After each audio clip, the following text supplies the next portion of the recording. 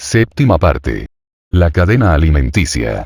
Oh, Señor, me maravilla cómo los peces viven en el mar. Porque, al igual que los hombres en tierra, los grandes se comen a los pequeños. William Shakespeare Ricardo II.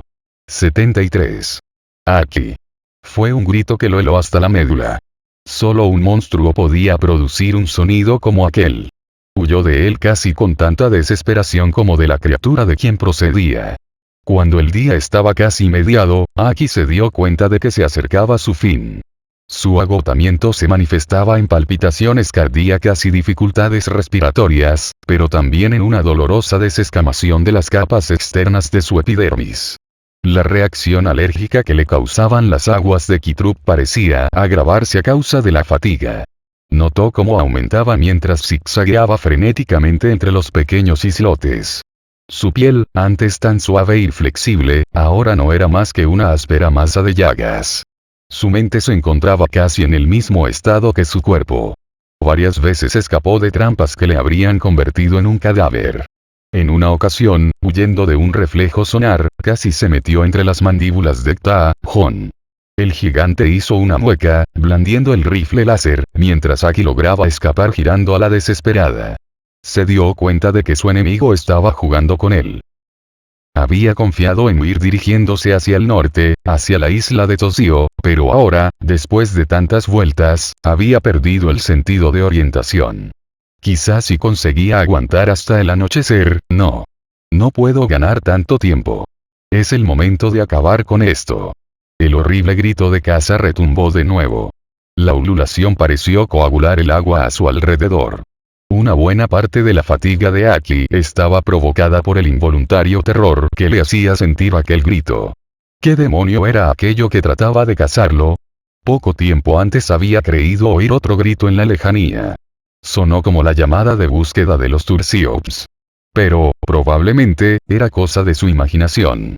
Fuera cual fuese la suerte corrida por el Sireaker, era imposible que hubieran enviado a alguien en su busca. E incluso si lo habían hecho, ¿qué posibilidades tenía de encontrarle en la inmensidad del océano? Su único consuelo era haber prestado un servicio al Streaker, distrayendo al monstruoso Ta-Hon, apartándole del lugar donde más daño podía hacer. Espero que Hillian y Kai hayan logrado regresar y arreglar las cosas, pensó. Sí, estoy seguro de que lo han hecho. Tomó aliento sin producir ruido entre las sombras de una grieta rocosa. Ta-Hon sabía dónde estaba, por supuesto. Solo era cuestión de tiempo, hasta que se aburriera de la caza y fuera a recoger su presa. Estoy cansado, se dijo Aki. Será mejor acabar con esto mientras tenga la oportunidad de ganar algo a cambio, aunque solo sea el honor de elegir el momento de mi propia muerte. Comprobó la carga en las celdillas de su arnés. Había la necesaria para efectuar solo 2 disparos del soplete. Debería hacerlos desde muy cerca, y no dudaba que el rifle de Ta-Hon tenía la carga casi intacta. Con las manos del arnés, Aki colocó el respirador sobre su agujero soplador. Le quedaban 10 minutos de oxígeno. Más que suficiente. El chillido sonó otra vez, lacerante, glacial, sarcástico.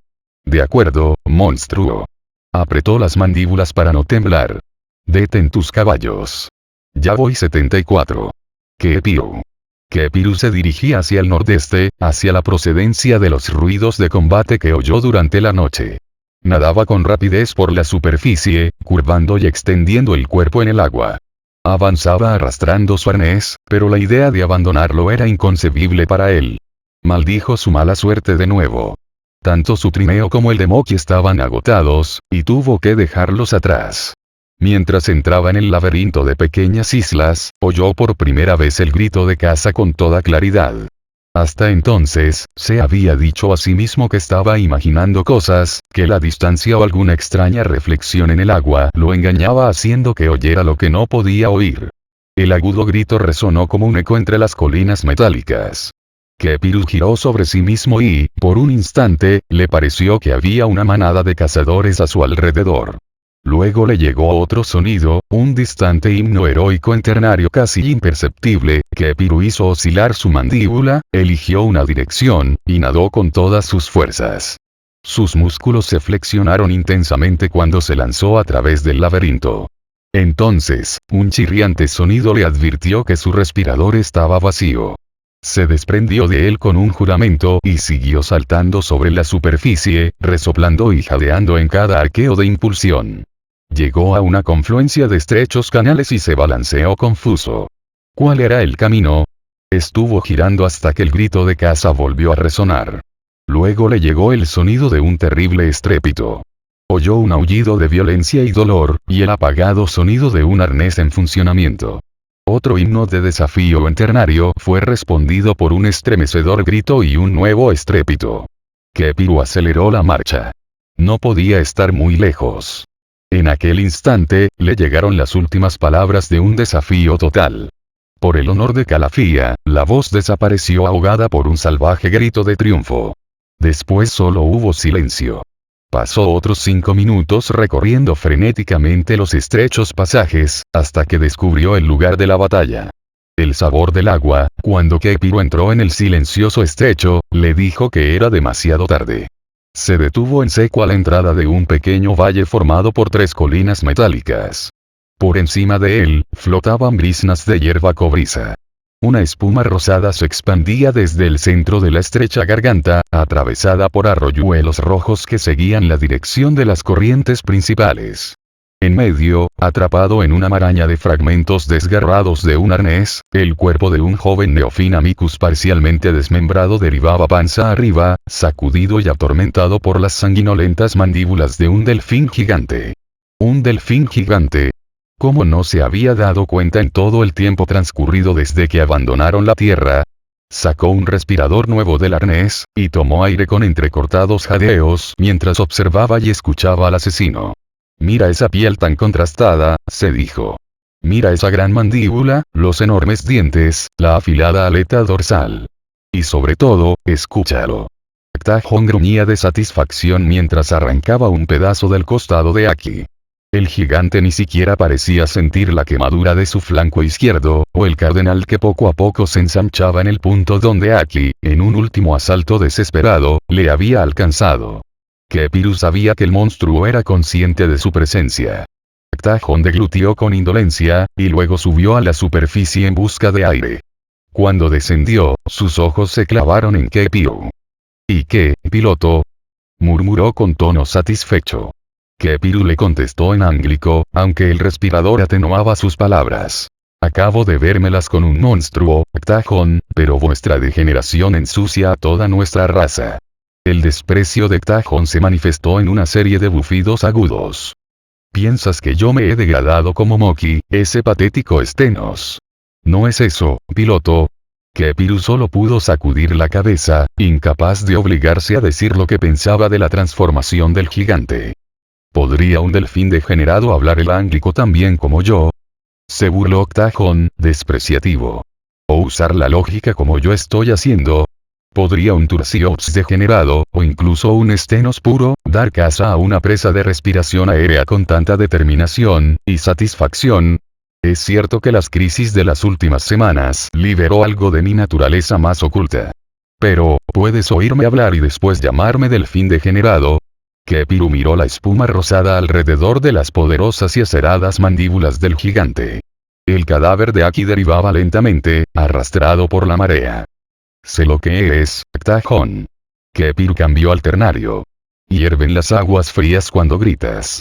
Tus hambrientas mandíbulas rojas satisfacen tu sueño. Los arpones mataban a las ballenas, las redes de Iki nos atrapaban, sin embargo, solo tú nos asustas en la noche, tú solo, orca.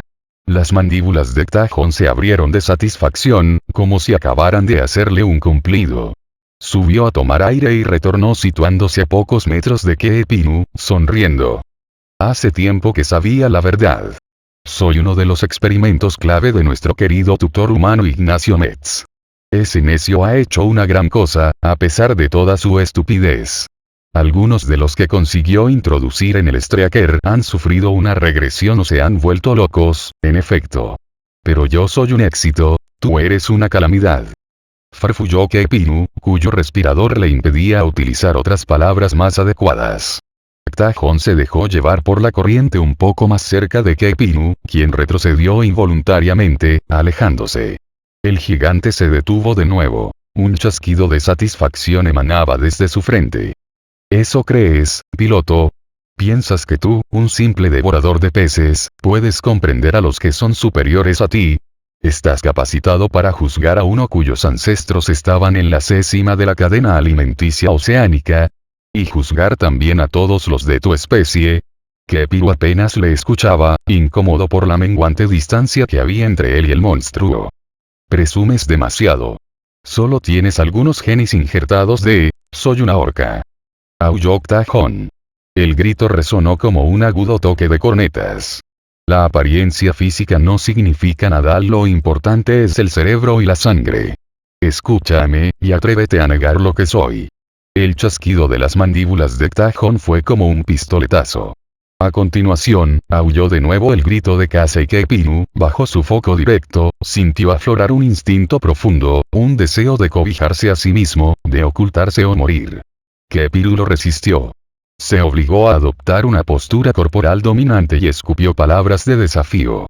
Tú eres una degeneración, Octajón. Peor aún, eres una cosa mutante, desprovista de herencia. Un mal injerto de Mets. ¿Crees que una orca auténtica haría lo que tú acabas de hacer? En la Tierra, los delfines naturales siguen cazando, pero nunca cuando ya están saciados. El verdadero asesino de ballenas es el que mata gratuitamente. Kepiru defecó y dirigió los excrementos con las aletas hacia el gigante. Eres un experimento fracasado, Octajón. Dices que utilizas la lógica, pero no tienes futuro. Y cuando mi informe llegue a la Tierra, tus plasmagenis serán arrojados a una papelera. Tu linaje, como el de todos los monstruos, se extinguirá. Los ojos de Octajón relampagueaban. Barrió a Kepiru con el sonar, como si memorizara cada rasgo de una presa segura. ¿Y qué te hace pensar que podrás enviar un informe? Siseó. Kepiru sonrió con la boca abierta. El simple hecho de que eres un lisiado y demente monstruo cuyo hocico despuntado no puede siquiera romper el cartón, cuya virilidad solo satisface a las nadadoras de charcas, que no dan a luz pero ensucian el agua, el gigante lanzó un nuevo aullido, esta vez de rabia. Cuando Octajón cargó, Kepiru se dio la vuelta y se introdujo en un canal lateral, escapando solo por una cabeza de las poderosas mandíbulas. Atravesando un espeso cortinaje de hierbas colgantes, Kepiru se felicitó a sí mismo. Provocando en Octajón una venganza personal, había conseguido que la criatura olvidara por completo su arnés, y el rifle láser. Era obvio que Octajón deseaba asesinar a Kepiru en la misma forma que lo había hecho con Aki. Kepiru solo aventajaba en un cuerpo al mutante. Tan lejos como pueda, pensó mientras pasaba junto a los centelleantes acantilados metálicos. Pero era muy difícil librarse de su perseguidor. Y las amenazantes mandíbulas conseguían que Kepiru se preguntara si su estrategia, después de todo, había sido juiciosa. La caza prosiguió sin descanso durante toda la tarde. Cuando el sol se puso, aún continuaba. En la oscuridad, la caza se convirtió en una batalla de ingenio y de sonido. Los habitantes nocturnos del archipiélago, dominados por el pánico, abandonaron su territorio a los dos monstruos extranjeros que surcaban el laberinto de islotes, dejando a sus espaldas nubes de burbujas. A su paso, llenaban los abismos y bajíos con complejos y confusos esquemas sonoros, componiendo imágenes y vividas ilusiones de ecos. Los peces del lugar abandonaron el área, permitiendo que batallaran los aliens. Era un terrorífico juego de imágenes y sombras, de decepciones y repentinas emboscadas. Kepiru se deslizó fuera del estrecho canal enlodado, y escuchó. Hacía una hora que no oía el grito de caza, pero eso no quería decir que Octajón estuviese en silencio.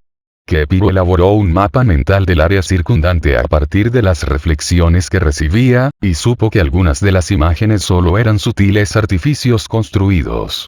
El gigante estaba cerca, y usaba sus órganos sonoros excepcionalmente habilidosos para fijar una cubierta de falsedad sobre los ecos de aquel sitio.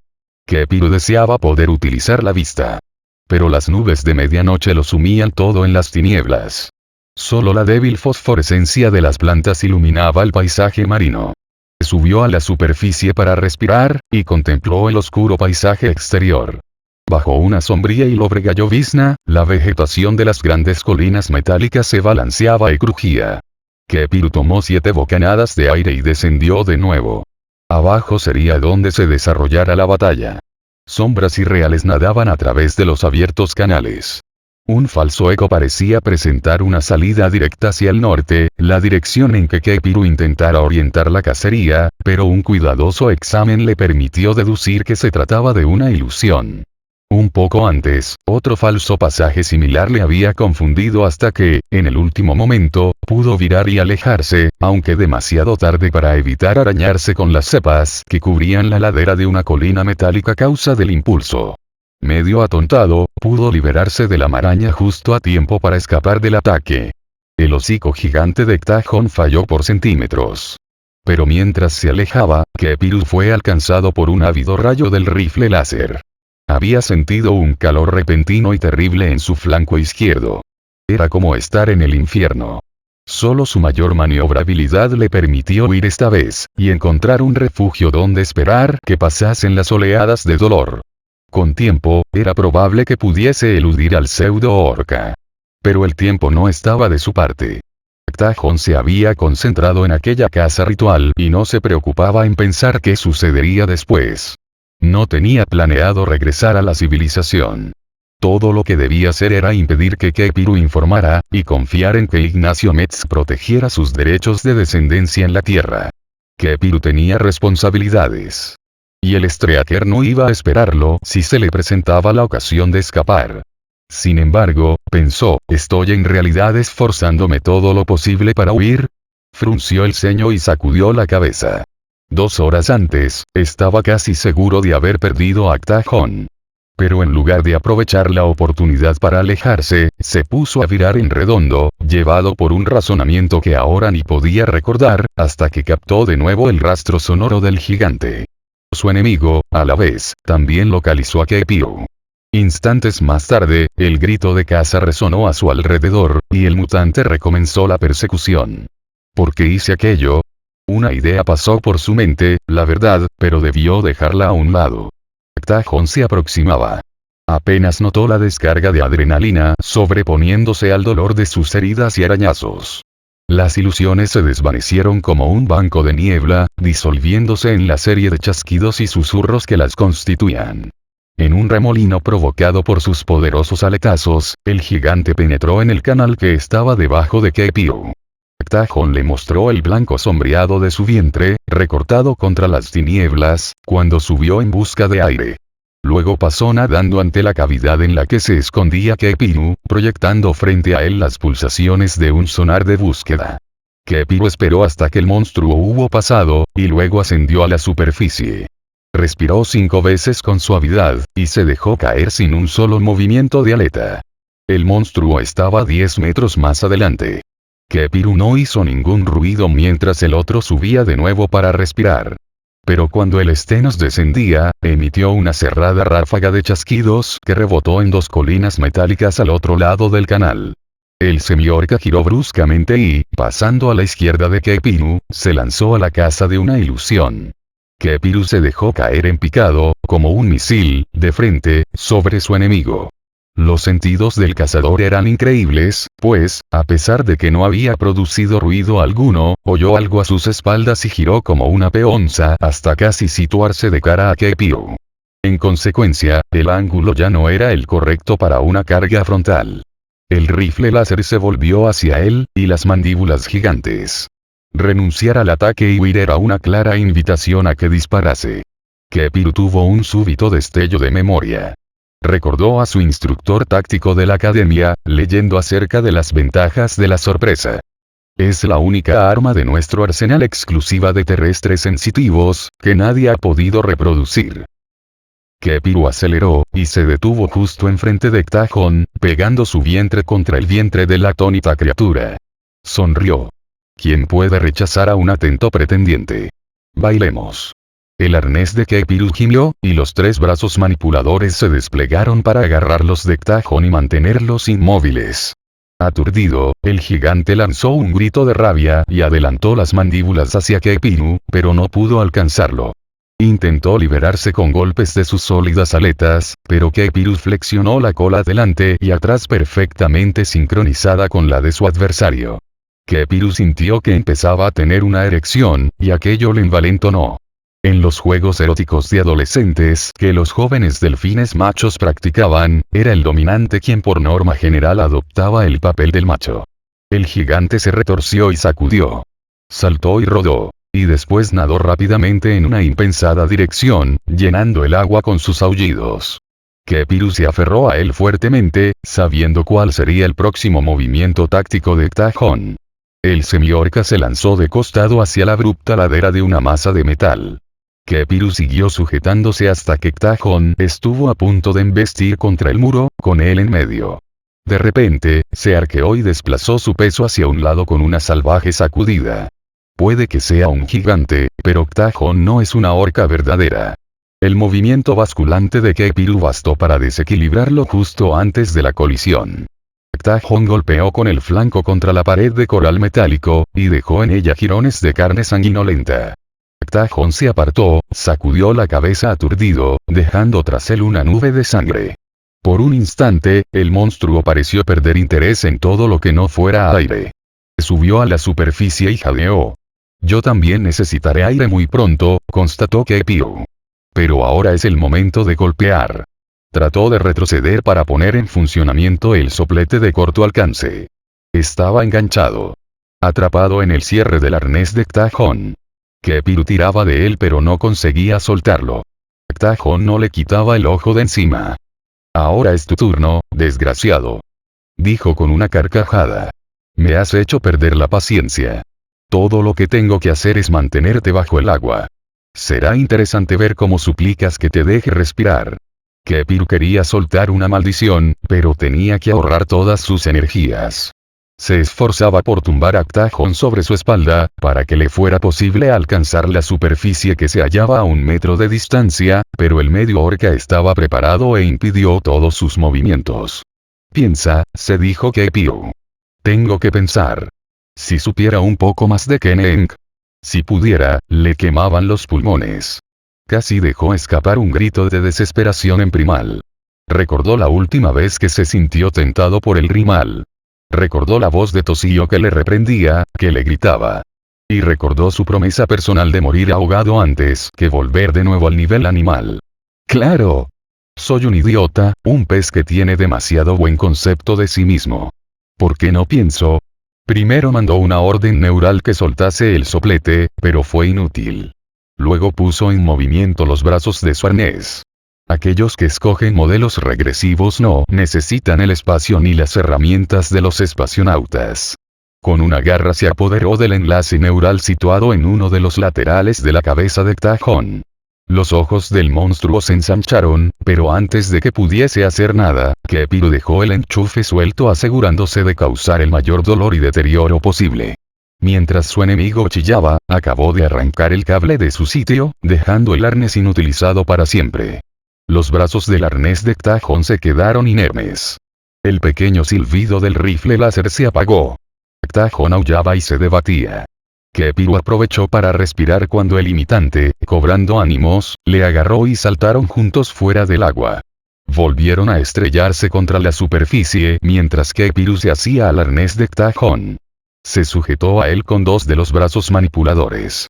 Kochiko canturreó mientras ponía el otro brazo en movimiento, preparado para atacar a su enemigo. Con un giro repentino de su cuerpo, Ktajón se las arregló para desprenderse de él. Kepiru saltó por el aire para caer, produciendo grandes salpicaduras, al otro lado de un estrecho banco de lodo. Durante unos instantes, se miraron a través del pequeño bajío que los separaba, resoplando. Entonces, Ktajón empezó a entrechocar las mandíbulas mientras buscaba un punto de acceso alrededor de la barrera. La caza continuaba. Con la llegada del alba desapareció toda sutileza de la lucha. Ya no hubo más delicados equívocos sónicos, ni sabrosas provocaciones. Ktajón perseguía a Kepiru con una obstinación completa. El cansancio parecía ser algo ajeno al monstruo. La pérdida de sangre solo conseguía aumentar su rabia. Kepiru nadaba entre los angostos canales, algunos con no más de 30 centímetros de profundidad, esperando extenuar al pseudo orca herido antes de extenuarse él. Kepiru ya no pensaba en escapar. Era una batalla que únicamente terminaría con la victoria o la muerte. Pero la resistencia de Ktajon parecía no tener límites. Los gritos de caza resonaban a través de las profundidades. El monstruo los profería, a unos cuantos canales de distancia. Pilote To. ¿Quieres luchar? Ya sabes que la cadena alimenticia me favorece. Kepiru parpadeó. ¿Cómo podía Ktajon mezclar la religión en aquello? Antes de la elevación, el concepto de cadena alimenticia como jerarquía mística había sido el componente fundamental de la ética cetácea, del aspecto temporal del sueño cetáceo. Kepiru respondió con una emisión omnidireccional. Ktajon, estás loco. El hecho de que Mesa haya llenado tu cigoto con unos pocos genes de mini orca no te da derecho a comerte a todo el mundo. En épocas remotas, los humanos solían preguntarse por qué los delfines y muchas de las ballenas continuaban siendo amigos del hombre después de padecer terribles matanzas a manos de estos. Los humanos empezaron a entenderlo un poco cuando albergaron por primera vez a las orcas y a los delfines como vecinos en los parques oceánicos. Con asombro descubrieron que los delfines saltaban las barreras para estar con las ballenas asesinas, siempre y cuando éstas no tuvieran hambre. En primal, un cetáceo nunca culpaba a un miembro de otra raza por matarle si la otra raza estaba más arriba en la cadena alimenticia. Durante siglos, los cetáceos asumieron que el hombre estaba en la cima más alta de esta cadena y su reacción era solo de envidia ante las más insensatas masacres. Era un código de honor, el cual, al enterarse los humanos de su existencia, aumentó su vergüenza por lo que habían hecho. Kepiru se deslizó hasta el canal abierto para cambiar su localización, convencido de que Ktajon la había establecido desde su último cambio.